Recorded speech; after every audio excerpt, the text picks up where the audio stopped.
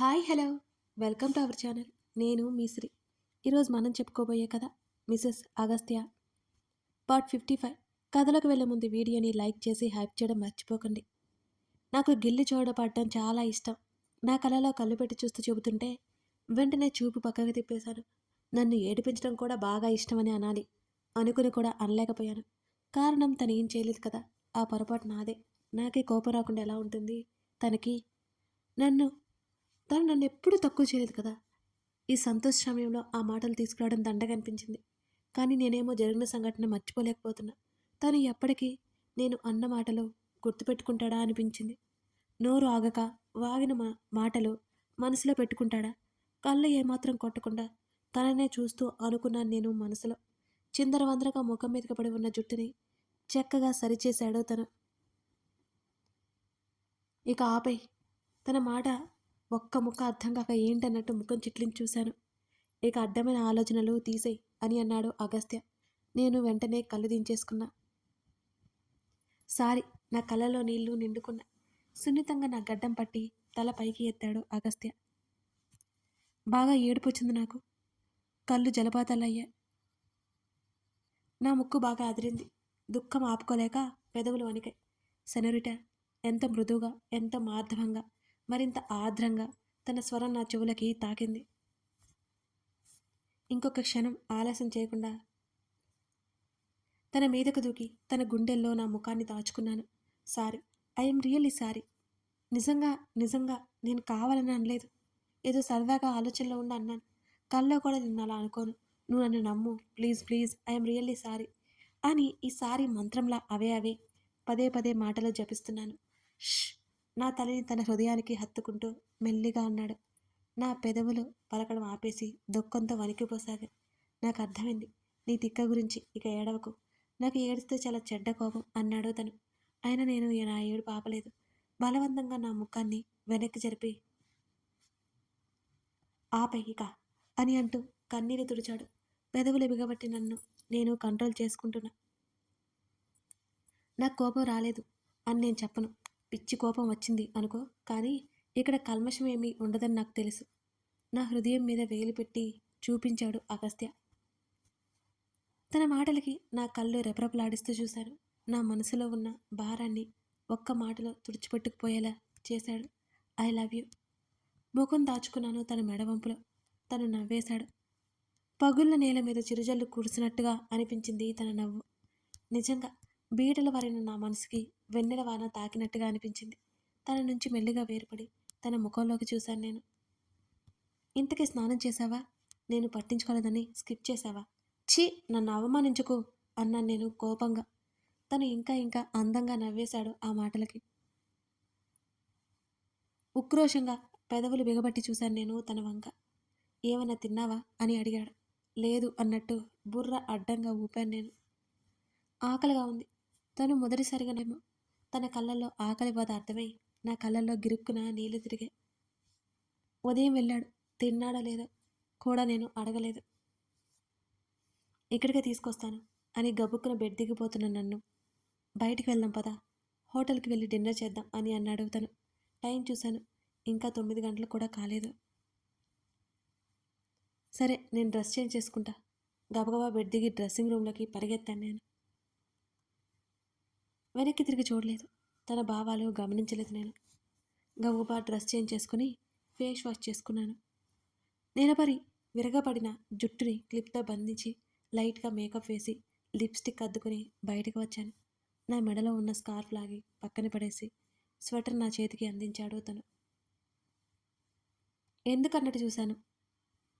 అంత చలిగా అనిపించకపోవడంతో. బయట చలిగా ఉంది, తీసుకో. తను అన్నమాట కాదన్నా ఉంటుందా? చక్కగా తగిలించుకుని తనతో పాటు బయటకు నడిచాను నేను.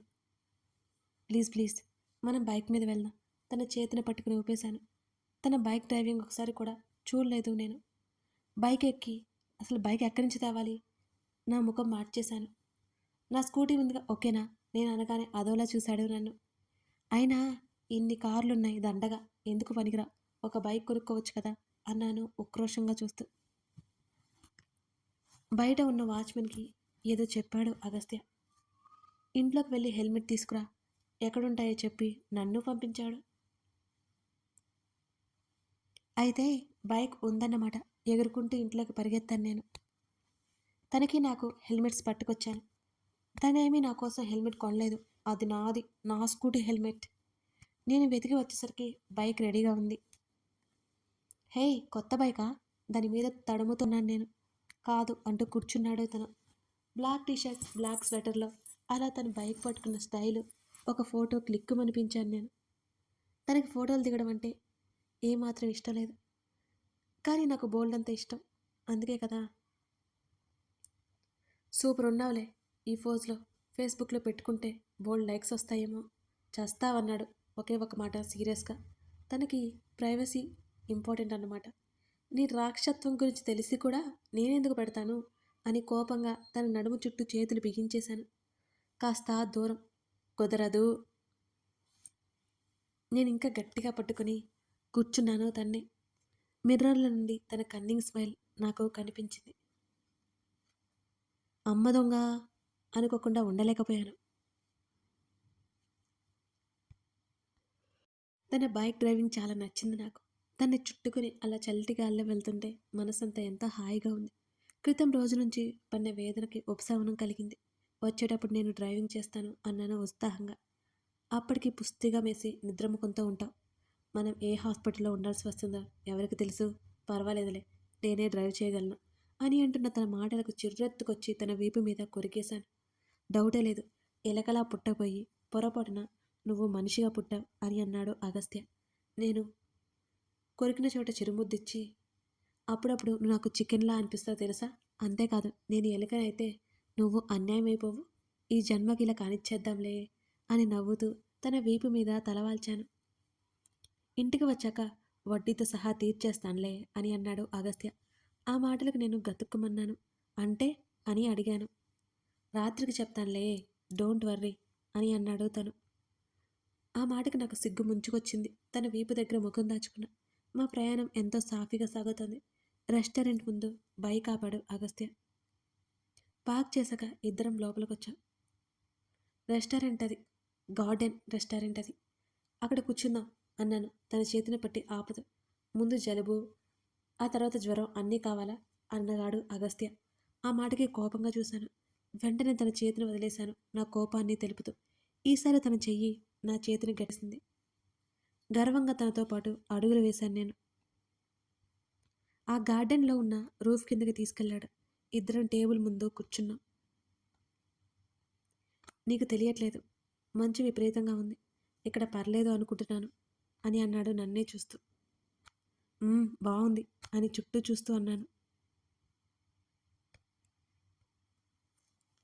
ఎటు చూసిన పచ్చదనంతో నిండిపోయి ఆర్టిఫిషియల్ లతలతో, సరికొత్త సువాసనలు వెదజల్లే పువ్వులతో లైట్లు అమర్చి ఎంతో అందంగా తయారు చేశారు అక్కడ ఆ ప్రదేశాన్ని. రాజకుమారి యొక్క వనంలా ఉంది ఆ ప్రదేశం. పచ్చని మొక్కల నుంచి వచ్చే గాలి ఇంకా ఇంకా హాయి కలుపుతోంది. గట్టిగా ఒకసారి ఊపిరి తీసుకుని వదిలాను. నా మనసు ఎంత ప్రశాంతంగా మారిపోయింది. తెలియకుండానే చిరునవ్వు నా పెదవుల మీద చేరిపోయింది. ఈ రెస్టారెంట్ భలే ఉంది తెలుసా అన్నా నేను హంగా. ఈ రెస్టారెంట్కి ఓనర్ నా క్లాస్మేట్ అని అన్నాడు తను. మరి ఎక్కడ మీ ఫ్రెండ్స్? మనల్ని చూసాడా లేదా? ఫోన్ చేయి, ఫోన్ చేయి ఏమా ఎగ్జైట్ అవుతూ చెప్పాను నేను. వాడికి తెలియదు అనుకుంటా. అయినా ఇప్పుడు వాడెందుకు అని అడిగాడు అగస్త్య. అదేంటి అలా అంటావు? మనం హోటల్ ఓనర్ ఫ్రెండ్స్ కదా, చూసే వాళ్ళకి ఎంత బాగుంటుంది. గడ్డం కింద చేతులు పెట్టుకుని తెగ ఉత్సాహపడిపోతూ చెప్పాను నేను. తినేది కూడా ఒకరికి తెలియాలా? చిరాగ్గా చూసి మెనూ కార్డు నా వైపుకి విసిరాడు అగస్త్య. నేను మూతి తిప్పుకున్నాను. అక్కడ సెల్ఫ్ సర్వీస్ ఉంది, నీకు ఇష్టమని చెప్పు తీసుకొస్తాను అని అన్నాడు. నేను తీసుకొస్తాను కానీ నువ్వేం తింటావో చెప్పు అని అడిగి తను నోరు తెరిచేలోగా, ప్లీజ్ ఈ ఒక్కరోజైనా నీ డైట్ తీసుకెళ్ళి ఎట్లో పడేయి అని అన్నాను బ్రతిమాలుకుంటున్నట్టు. సరే ఏదో ఒకటి పట్రా అని చెప్పాడు అగస్త్య. ఎగురుకుంటూ వెళ్ళాలి అని కూడా బాగోదని ఆగిపోయి మెల్లిగా నడుచుకుంటూ కౌంటర్ దగ్గరికి వెళ్ళిపోయాను నేను. ఆ లిస్టులో ఉన్న ఐటమ్స్ అన్నీ అడిగి అక్కడ ఉన్నవాళ్ళు బుర్ర ఓ పావుగంట పడి తినేసి 2 రకాల ఆర్డర్స్ ఇచ్చేసి వచ్చాను. నేను వచ్చేలోపు మా టేబుల్ దగ్గర ఇంకొక తలకాయ కనిపించింది నాకు. ఎవరిది తలకాయ అని వెళ్ళి ఎదురుగా కూర్చుంటూ తల ఎత్తి చూశాను నేను. తనే శ్రీరామ వైఫ్ అని పరిచయం చేశాడు నన్ను. హలో అండి అని చెయ్యి చాపబోయి కూడా ఆగిపోయాడు. హాయ్ చెయ్యెత్తి ఊపాను. మా రావణ్ కంటి చూపుతోనే శాసిస్తాడు ఎవరినైనా సరే. నా పేరు ఆకాష్, ఇదిగో ఈ అగస్త్యకి ఫ్రెండ్ని. ఎన్నో రోజుల నుంచి రమ్మని గొడవ చేస్తుంటే ఈరోజు వచ్చాడు అని అన్నాడు ఆకాష్ నవ్వుతూ. తను మాత్రం మౌనంగా ఉన్నాడు. మీరు తింటూ ఉండండి, నేను వెళ్ళి మళ్ళీ వస్తాను. అగస్త్య భుజం తట్టి వెళ్ళిపోయాడు ఆకాష్. మంచి స్పైసీ ఫుడ్ ఆర్డర్ ఇచ్చాను మరి. అవన్నీ చూసి అతను ఏమనలేదు. ఆ రోజంతా ఏం చేశాడో అన్నీ నేను తింటూ అడుగుతుంటే తన మీటింగ్స్, ఆఫీస్ వర్క్స్ గురించి ఓపిగ్గా చెప్పాడు అగస్త్య. తినడం అయిపోయిన తర్వాత దాహం వేస్తుంది నాకు అన్నాను. వాటర్ బాటిల్ ముందుకు నెట్టాడు తను. మాకు తెలియదు మరి, ఇది ఐస్ క్రీమ్ దాహం, కావాలి నాకు అని గారంగా అన్నాను. నైట్ టైం తింటావా, అసలే సీజన్ బాగోలేదు కదా అని చెప్పాడు అగస్త్య. అంతకుముందు తినలేదా ఏంటి? నువ్వే మిడ్ నైట్ రోడ్డు మీద తీసుకెళ్ళి మరీ కొనిపించావు తెలుసా అని గుర్తు చేశాను నేను. అప్పుడంటే పెళ్లి కాలేదు ప్రేయస్ని, ఇప్పుడు పెళ్ళైందనే కదా పెళ్ళాన్ని అనే కదా అని అడిగాను. జస్ట్ షటప్ అని సీరియస్గా చెప్పి అక్కడి నుంచి వెళ్ళాడు అగస్త్య. లాలా అని పాట పాడుకుంటూ నాకు ఐస్ క్రీమ్ రాబోతున్న ఉత్సాహంతో ఇంకా ఇంకా పాటలు పాడుకుంటూ చుట్టూ గమనిస్తున్నా. ఈ క్షణం ఎంతో హాయిగా మరెంతో ప్రశాంతంగా ఉంది నాకు. గబుక్కున ఫోన్ తీసి డాడీకి కాల్ చేశాను. చెప్పరా, లిఫ్ట్ చేయగానే అన్నారు డాడీ. ఏం చేస్తున్నారు డాడీ, తిన్నావా అని అడిగాను. అయిపోయింది, రూమ్కి వచ్చాను అని చెప్పారు డాడీ. మేము డిన్నర్కి వచ్చాం, హోటల్ భలే ఉంది డాడీ, ఈసారి మనం కూడా వద్దాంలే అని చెప్పాను నేను. డాడీ నవ్వారు. ఎందుకో తెలియదు మరి ఆ నవ్వు. నా శ్రీ బోల్డంత సంతోషంగా ఉందన్నమాట అని అడిగారు డాడీ. ఎస్ అని ఉత్సాహంగా చెప్పాను. సరే సరే, ఆ హ్యాపీనెస్ కంటిన్యూ చేయి అని అన్నారు డాడీ.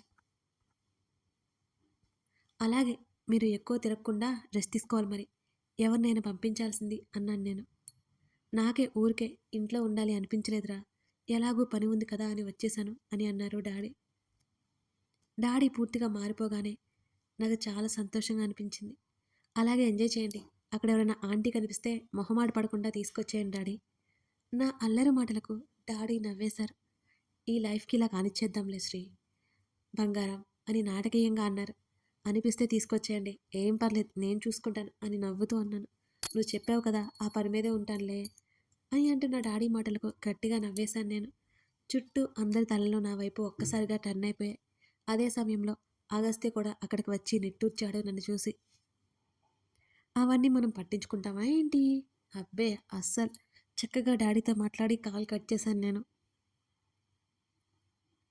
ఇంతకీ ఏ ఫ్లేవర్ తెచ్చావు? చాక్లెట్ వద్దు, బటర్స్కాచ్ వద్దు, వెనీలా వద్దు అని నా పాటికి నేను చెప్పుకుంటూ పోతుంటే, నోరు మూసుకుని వెళ్ళి తెచ్చుకో అని కోపంగా చెప్పాడు అగస్త్య. మరి నువ్వు తెచ్చింది ఎవరి కోసం? మూతి ముడుచుకున్నాను. తిట్టాడు కదా నన్ను. పైనాపిల్ కావాలంటే తిను, లేకపోతే పడే టేబుల్ మీద పెట్టాడు శబ్దం వచ్చేలా.